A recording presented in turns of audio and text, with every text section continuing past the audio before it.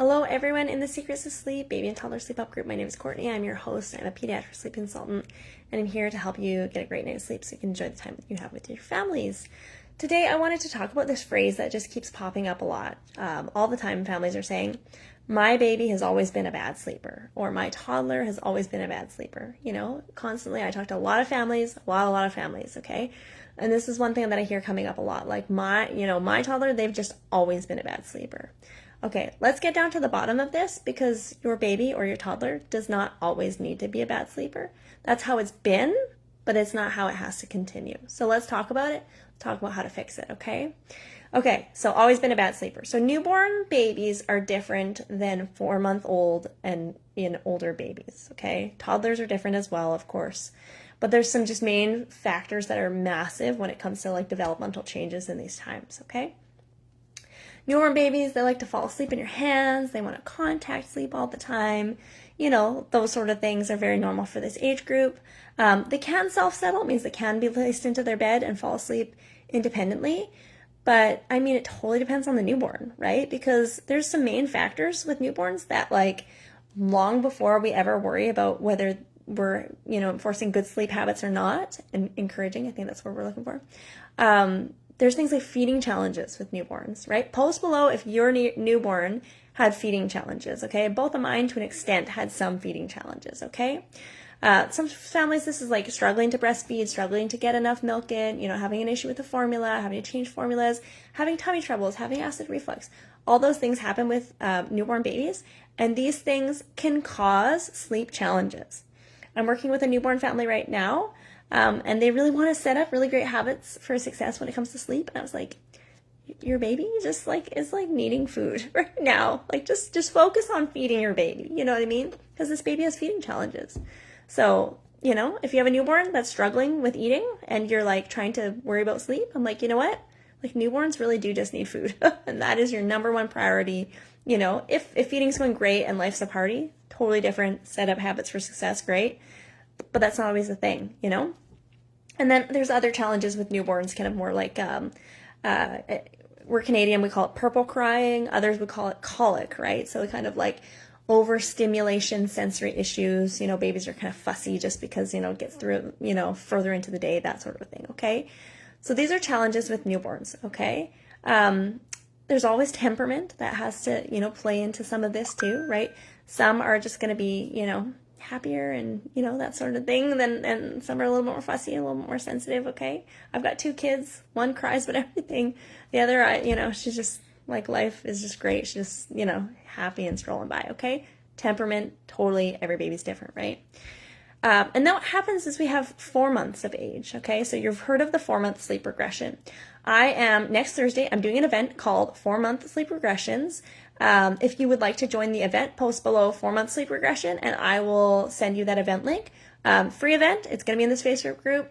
Come join us, and we're going to get down to the bottom of what the 4-month sleep regression is, how to prevent it, and if you've had that and that's already a thing, how to fix the sleep, okay? So post that below, and I can tag you in that.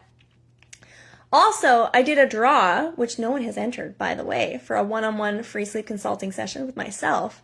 And all you have to do is you have to, 1, share about this group, either in a mom's group or on your Facebook page. Just be like, hey, here's a baby group that talks about baby sleep. Click, at, and then the Secrets of Sleep group on your Facebook page. That's 1. Number 2 is to write a post in this group of a question and just put the hashtag, I can't remember, it says on the draw page, I think it's October draw, hashtag October draw. And just write a question that you have about anything to do with baby sleep. And then number 3 would be just to post your name on the draw page that I have, okay? Again, if you want to be entered into this draw, post below draw page, and I can tag you into that draw page. No one has entered, so nobody wants free sleep consulting. I was pretty surprised because usually these things kind of like explode and like there's just so many people. But, maybe this one I'll just chill at home for an hour and drink some tea. I don't know. So just so you know about those 2 events. So back into our info about always having a bad sleeper. The 4-month sleep regression happens, okay? So this is one of those things that I'm like, obviously I'm going to go into depth about it on Thursday of next week. I'm not going to go into crazy depth about it right now. But I always describe it as your baby has new sleep needs, at this age. Okay, they've had a developmental change. They're no longer a newborn baby anymore, and they have new sleep needs. So what worked for your newborn baby, where you snuggled your baby to sleep, your baby fell asleep on you, you did the transfer, that worked fine. Now parents are like, man, like now the baby wakes up during the transfer. They wake up all the time. They used to sleep 3-hour stretches, but now they're waking up every hour or two. Your baby has new sleep needs. That's what it is. So lots of times, ever since my baby was about 4 months of age, like they've just been a terrible sleeper. Your baby has new sleep needs. That's what this is about. Okay. I put into my notes, we never made the changes that they needed. I know this is a tough one because we're not all experts on baby sleep and we're not all experts on baby development. So, we don't necessarily know what's best for our baby's circadian rhythms or not. I get that, right? I understand this. But that's what this is about. Your baby has new sleep needs. And then I'll talk to toddler families that are like, oh my gosh, that's when sleep started to be terrible and it never got better. And now I have a toddler and now they have even more reasons why they wake up.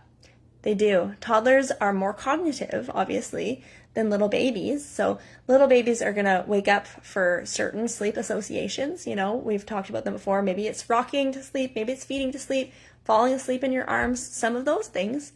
Toddlers are going to have more reasons. I've had people say, there's nothing I'm doing to help my toddler fall asleep. There's nothing at all. My toddler just wants me to be right next to them while they fall asleep. And that's where I'm like, yeah, and that's what it is that you're, I don't want to say doing because it's not something that you're doing. I don't want you to feel like you're doing something wrong. It's just that's what it is. That's what's causing your toddler to, always be a bad sleeper, is that they have new sleep needs. They need to learn how to fall asleep independently in their bed and to feel comfortable doing that so that if you're not there in the night when they wake up, right, if that's your expectation, if you're a co-sleeping family, it's different. But if that's the plan, they're going to fall asleep and you're leaving the room, they actually need to learn how to fall asleep without you in the room so they can wake up in the night, look around, feel comfortable with okay, yeah, this is how I left my room, and then go back to sleep on their own, okay? That's what they need for babies and toddlers, 4 months of age and up. These are some of their sleep needs. They need to be falling asleep in the environment that they are comfortable in and that they're able to fall asleep on their own so that when they go into the light point in their sleep, that they wake up, they look around the room and they feel content and happy to be there and everything's all good and that they can roll over and fall back asleep on their own, okay? This is why some babies have always been, bad sleepers. Others, like I said, temperament, newborn, often the newborn babies that are struggling with feeding and, some of these challenges end up being bad sleepers because while they're doing these things, we create habits that of course we're going to create. We're just trying to survive, right? I mean, this baby just needs to get to sleep because I finally fed him and he's now overtired. And you know what I mean? These things happen. These things happen with young newborns and it's fine. And there's nothing, it is what it is. But once they kind of hit around 4 months of age, they have new sleep needs. And if we don't know that and if we don't make the adjustments, then we start to have challenges with sleep that do carry on and on and on, right? And for toddlers, even if they were a good sleeper at some point, but they get into the habit of needing their parent to be present while they fall asleep. It's one of those things too, that we actually need to work on habits.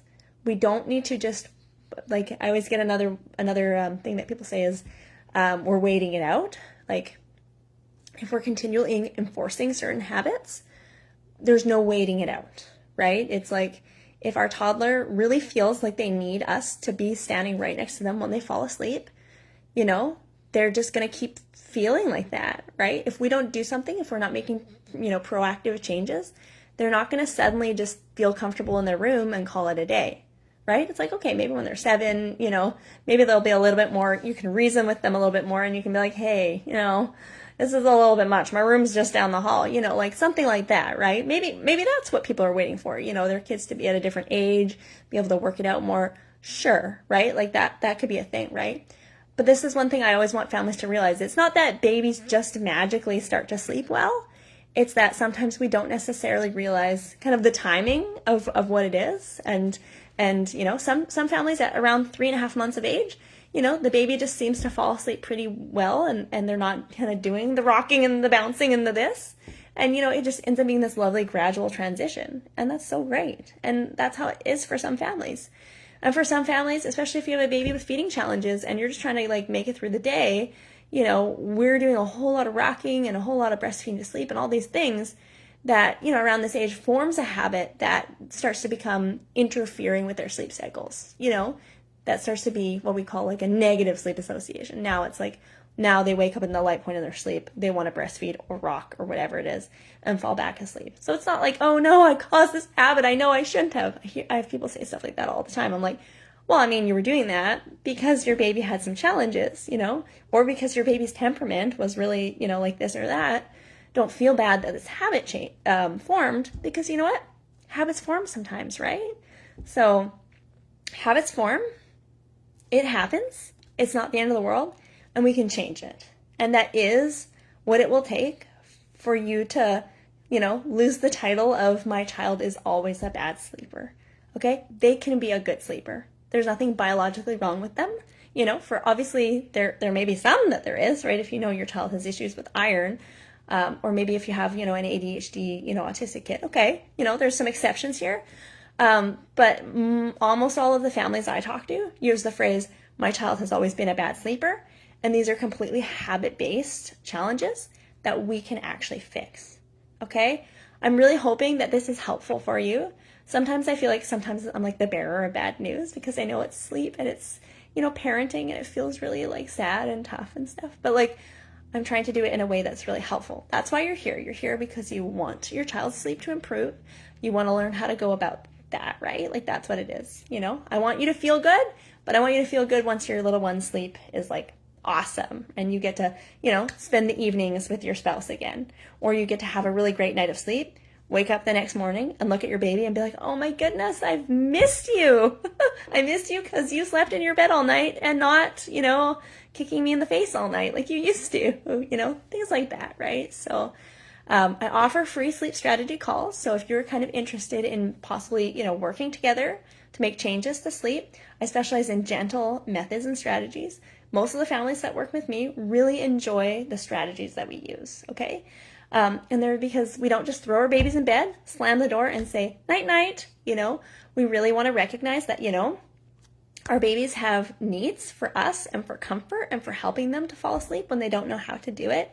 Our toddlers have separation anxiety, which means that we really need to work with them on feeling comfortable with, starting to fall asleep, but maybe with a little bit less of mom present. That's how I describe it. They need a little bit less of you, right? They need to have a little bit more boundaries when it comes to sleep, a little bit more structure, a little bit less of you, and we do it gradually. We move boundaries until they feel comfortable falling asleep in their room. I always say it. Imagine if you fell asleep at night with your husband in the bed next to you, and then you woke up in the night and he wasn't there, right?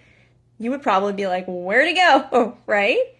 This is how toddlers feel when they wake up in the night and you're not there if you were there when they fell asleep in their beds, okay? We need to work on these habits in order for sleep to be really awesome. I have a 3 weeks to better sleep program where we work on babies and sleep associations, and we take a 3-week period of time where we do this. Send me a DM if you want to book a call about that. I have a toddler bedtime program where we work for a week and a half to finally get some, help with some of our toddler challenges. Most toddler families are just, struggling and struggling. Okay, it goes on and on and on when it doesn't have to, and we can have, we can put strategies in place at work to make changes. Okay, send me a DM for a free sleep strategy call about that.